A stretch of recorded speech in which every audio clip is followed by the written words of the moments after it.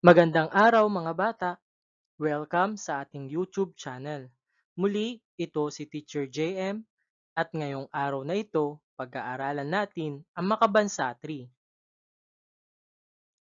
Ang ating paksang tatalakayin ngayong araw ay ang kahalagahan ng mapa. Ang layunin ng araling ito na ipapaliwanag ang kahalagahan ng mapa sa kultura ng mga Pilipino, na ipapahayag ang kanilang pagmamalaki sa sariling bayan, lungsod, lalawigan o rehiyon. Ano nga ba ang mapa? Ang mapa ay isang biswal na representasyon ng isang lugar. Ito ay nagpapakita ng mga lokasyon, tampok at distansya sa pagitan ng mga lugar. Ang mga mapa ay maaaring maging simple o detalyado, depende sa kanilang layunin. Ating alamin ang mga uri ng mapa. Una, ang pisikal na mapa. Ipinapakita ang anyong lupa at anyong tubig tulad ng bundok, ilog, dagat at kapatagan. Ginagamit upang maunawaan ang topografiya ng isang lugar. Ang susunod ay ang politikal na mapa. Nagpapakita ng mga dibisyon ng isang lugar tulad ng mga bansa, estado o lalawigan. Halimbawa nito, mapa ng Pilipinas na nagpapakita ng mga rehiyon at lalawigan.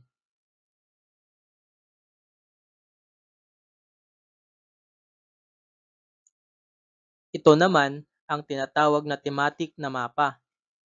Nakatuon sa isang partikular na tema o paksa tulad ng wika, relihiyon o kalusugan. Halimbawa nito ay mapa ng lugar na apektado ng bagyo kada taon. Ito din ang mapa na pinapakita kung ano ang wika sa isang lugar. Susunod ay ang mapa ng topograpiko. Detalyadong mapa na nagpapakita ng taas o elevation ng lupa gamit ang contour lines. Ginagamit ng mga inhenyero, arkitekto at mga hiker.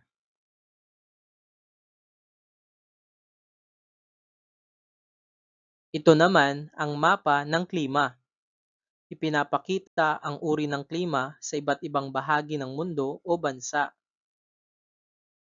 Karaniwang may kulay upang ipakita ang temperatura, ulan o panahon. Susunod ay ang mapa ng populasyon. Ipinapakita ang dami o densidad ng mga populasyon sa isang lugar. Ginagamit sa estadistika at pagpaplano ng mga serbisyo.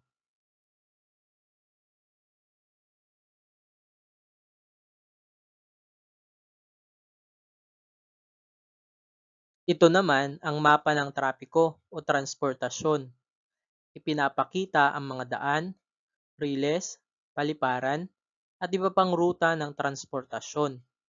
Madalas gamitin sa pagbabiyahe o pagpaplano ng ruta.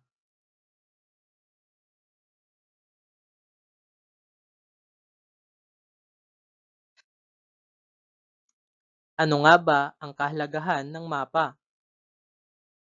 Ang kahalagahan ng mapa ay nagbibigay sa atin ng kaalaman, direksyon, at kakayahang magdesisyon ng maayos sa iba't ibang aspeto ng buhay. Ano ang ibig sabihin ng mapa?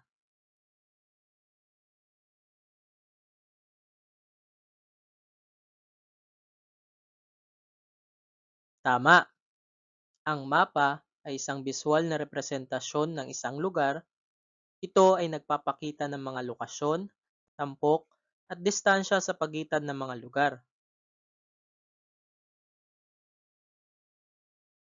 Ano-ano ang mga uri ng mapa?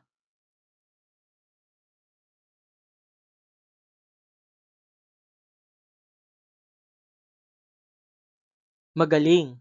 Ito ay ang physical na mapa, political na mapa, thematic na mapa, mapa ng topograpiko, mapa ng klima, mapa ng populasyon, mapa ng trapiko o transportasyon.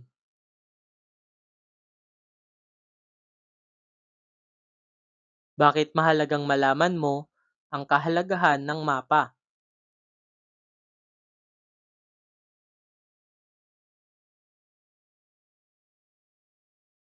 Mahusay. Ang pag-unawa sa kahalagahan ng mapa ay nagbibigay sa atin ng kaalaman, direksyon, at kakayahang magdesisyon ng mas maayos sa iba't ibang aspeto ng buhay.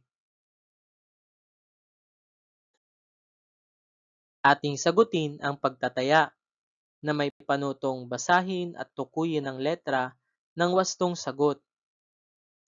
Una, ano ang pangunahing gamit ng mapa? A. Maglaro ng laro. B. Magturo ng sayaw. C. Magluto ng pagkain. D. Magpakita ng lokasyon ng isang lugar. Pangalawa, alin sa mga sumusunod ang nagpapakita ng mapa ng pampulitika? A. Anyong lupa at anyong tubig. B. Hangganan ng mga bansa at lungsod.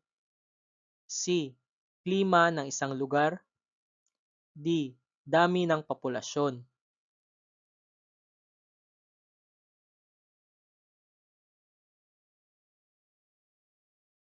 Pangatlo, bakit mahalaga ang mapa sa panahon ng sakuna? A. Para malaman kung anong pagkain ang masarap. B. Para matukoy ang mga ligtas na lugar sa evacuation center. C. Para makapaglaro ng treasure hunt. D. Para makapagbakasyon.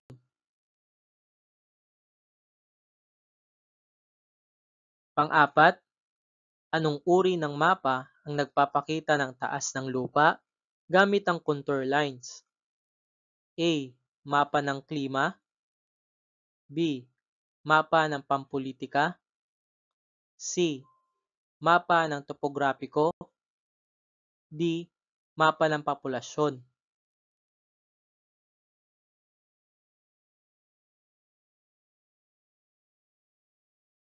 Panglima, paano nakakatulong ang mapa sa mga estudyante? A.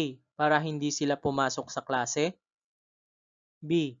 Para malaman ang mga sikat na artista. C. Para mas maintindihan ang geografiya at lokasyon. D.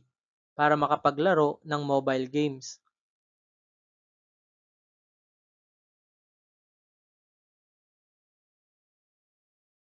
Narito ang mga wastong sagot.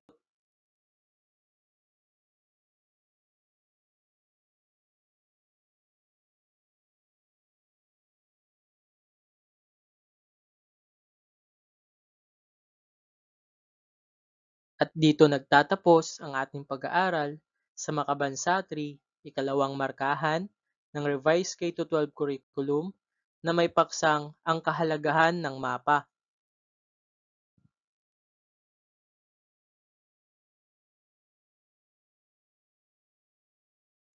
Maraming salamat sa inyong pakikinig. Muli, ito si Teacher JM at huwag kalimutang mag-subscribe sa ating YouTube channel. Please like, comment, and share, and click the notification bell for more videos.